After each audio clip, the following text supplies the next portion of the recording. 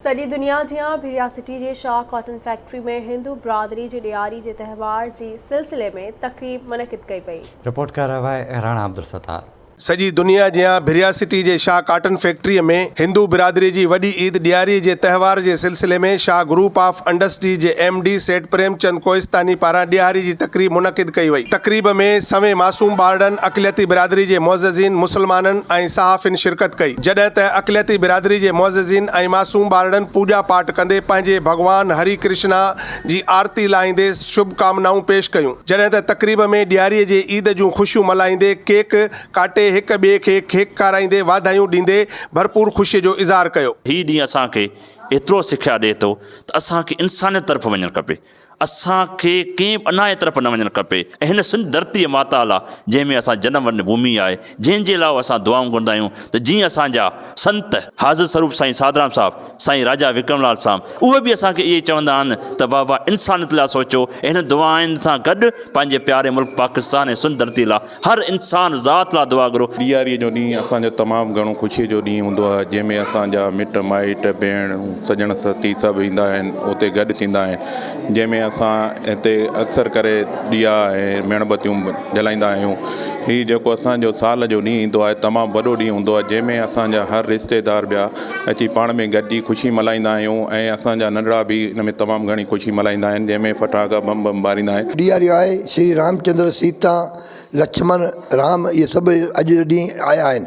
इन ख़ुशीअ में हर घर में ॾीओ ॿरंदो, इन ख़ुशीअ में नंढो वॾो ॿार बचो सभु झूमंदो नचंदो ऐं तमामु वॾी ख़ुशी जी ॻाल्हि आहे ऐं जेको असां ख़ुशी मल्हाए रहिया आहियूं। असां ख़ुशी ॾाढी आहे असांजी, असां फटाका फाईंदा, ख़ुशी असां घणी खणींदा। असांजो अॼु ख़ुशीअ जो ॾींहुं आहे, सभु असां हिंदू बिरादरी जेके बि आहियूं असां पंहिंजी ख़ुशी कंदा आहियूं, मेलनि ते वेंदा आहियूं, ॿाहिरि घुमणु वेंदा आहियूं, ॾिया ॿारींदा आहियूं, फटाका फाड़ींदा आहियूं, ॿियो सभु कुझु ख़ुशी आहे असांजी सभु। भिरिया सिटी में भी हिंदू बिरादरी पारां शाह कॉटन फैक्ट्री ते सेठ प्रेमचंद कोहिस्तानी पारां हिकु मासूम ॿारनि जे मान में जेका आहे ॾियारी जे मौक़े ते हिकु रंगारंगी तक़रीब जेका सजाई वई आहे, हिंदू बिरादरी पारां जेको आहे इंसानियत जो पैगाम ॾिनो वञे थो ऐं उहे जेके चवनि था त इंसान जी ख़िदमत जेका आहे उहा लाज़मी आहे ऐं असां इंसानियत जी ख़िदमत ते यकीन रखूं था। कैमरामैन राणा आमिर अली सां गॾु राणा अब्दुल सत्तार, आवाज़ TV न्यूज़, भिरिया सिटी।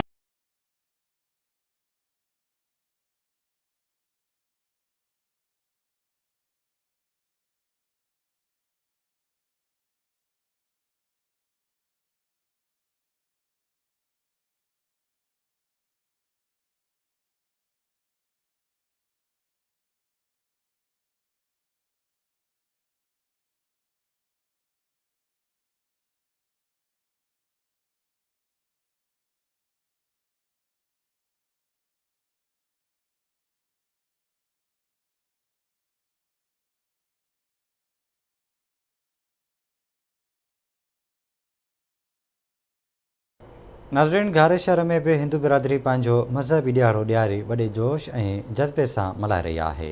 तफ़सील ॿुधाए रहियो आहे तुफ़ैल अहमद पवहर। समूरे मुल्क जियां घारो शहर में भी हिंदू बिरादरी पंहिंजो मज़हबी ॾियारो ॾियारी वॾे जोश ऐं ख़ुरोश सां मल्हाए रही आहे। मुख़्तलिफ़ मंदिरनि, घरनि ऐं गलियुनि मोहल्लनि में रंग बरंगी बत्तियूं सजाइण सां गॾोगॾु किथे मिठाइयूं तक़सीम थी रहियूं आहिनि त किथे वरी मंचला माण्हू फटाका फाड़े ख़ूब मौज ऐं मस्तियूं कंदे ॾियारीअ जो ख़ुशियूं मल्हाए रहिया आहिनि। ॾियारीअ खे आम तौर ते रोशनियुनि जो ॾियारो बि चयो वेंदो आहे, जंहिंमें रंग बरंगी बत्तियुनि सां गॾोगॾु ॾिया ॿारे ख़ूब रोशनियूं कयूं वेंदियूं आहिनि। किथे पूजा पाठ त किथे भॼन ॻाए करे हर को पंहिंजे रंग में मगन हूंदो आहे।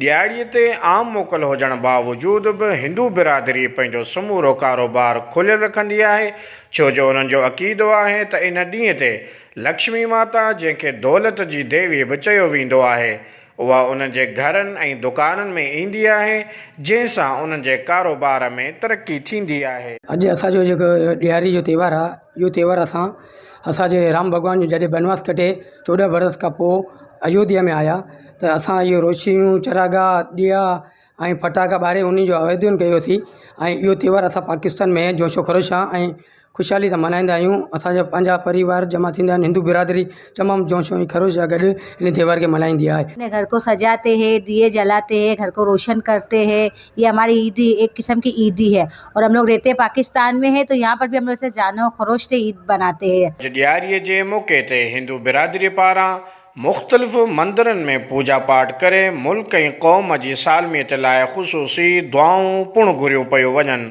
तुफ़ैल अहमद पंवर, आवाज़ न्यूज़, घारो।